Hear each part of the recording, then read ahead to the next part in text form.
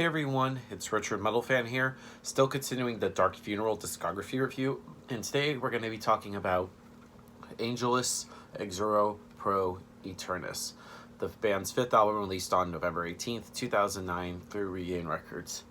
Now, this kind of follows up Eternus Sanctus, and even with the album artwork, it still has that kind of reddish, hellish artwork. It just looks fucking sick.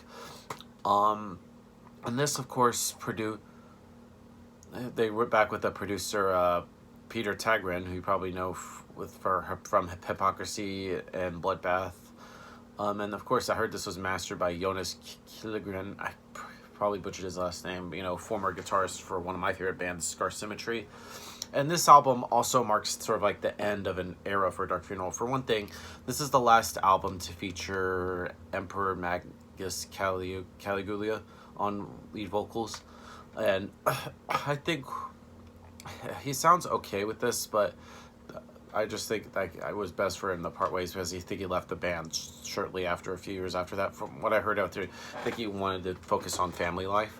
And this album is also the only album to feature a new bassist, B-Force, which I've honestly never really heard of him before, and I don't really know much about him. And of course, this is also the first album to feature, or one of the two albums to feature, in my opinion, one of my all-time favorite drummers, Dominator. And he had some really big shoes to fill, and I just think he just sounds fucking sick. And of course, the name Angelus Exuro Eternus is actually grammatically incorrect Latin, which means angels burned for eternity, which it just sounds fucking sick as well. And musically with this album, I heard it's also described as like the band's most technical album to date, with more progression and innovation while remaining true to the roots of Dark Funeral. Yeah, production-wise, fantastic. It's just simple, just really polished black metal. It's not like typical black metal albums are like recorded with a potato, kind of like Transylvanian Hunger by Dark Throne, which is still a good album. But yeah, let's just dive right into this. Emperor's voice, I think it's pretty good. The guitar work on this album is tight. Lord Armand and Chak Mold does some really great work. The bass on this album I kind of wish was a little bit audible, and drumming from Dominator is really fucking sick.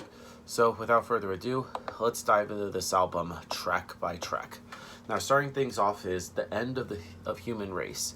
Now, right from the get-go, it gives you just one breath before just slamming your ears with some punishing drum beats, accompanied by a riff that just is so fucking sick. And Dark Funeral, in my opinion, always is rich with texture, and this song really just breaks down the pace while maintaining the narrative of sort of like an evil, kind of like apocalyptic view. And then it leads into the next song on the album called The Birth of the Vampire. Now, this song is just heavy as fuck, and I really love sort of like the lead guitar, which complements sort of like the rhythmic instrumentation, and it's just unbelievable that band that was released Eternus Sanctus is also managed to compose Angelus Exuro Eternus. Next on the album is called Stigmata. Now, Stigmata belongs to these tunes that just pretty much have like their own intro and outro. It just has a ferocious main part, which is framed by a mantra-esque incantations, and I just think that it's fucking sick. It just has free of like any negative things to it. Then we go into My Funeral. Now, My Funeral provides a sort of like an Eye to the Storm. It has sort of like a slower kind of like presence before, with the below sort of like a dark atmospheric textures that are created largely by just the guitar riffs. And then we get to the title track of the album, Angelus Exuro Eternus, and this is just right back to just blasting at 1 million miles per second.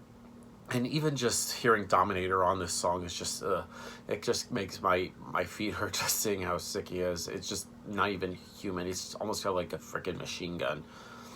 And then we lead into the next song, which is called Demons of Five. And I think it's interesting that this is track 6 and this song is Demons of Five. I don't know, it just feels weird to me. But anyway, Demons of Five, it pretty much has that kind of lead break that is a little jarring to hear. And as a fan of the band, while these tracks are competent on their own, I feel like it's certainly the least memorable, but I do give some credit for the band for experimenting a bit.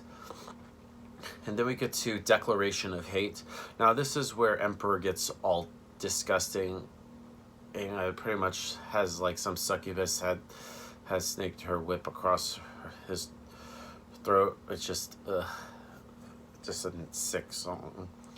Then we get to In My Dreams. Now this is another slower atmospheric pieces with some huge guitars that pretty much fills in sort of like that void of emptiness. And then we get to the last song, and probably the most interesting song on here, which is called My Latex Queen. Now, it has just some weird sexual lyrics like Latex Queen, feel my tongue in so deep, whirls around, climax is almost found. It's just weird hearing kind of like sexual kind of like lyrics in a black metal song. I would expect it from like a glam metal band like Motley Crue or shit, but for Dark Funeral, I don't know.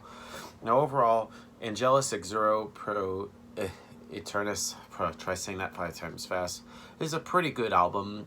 So if I do this on a score, I'm going to give this a solid 8 out of 10. So yep, that's my review of the album, guys. Let me know in the comments what you guys think about it, and I'll see you all in the next review. And as always, keep it metal.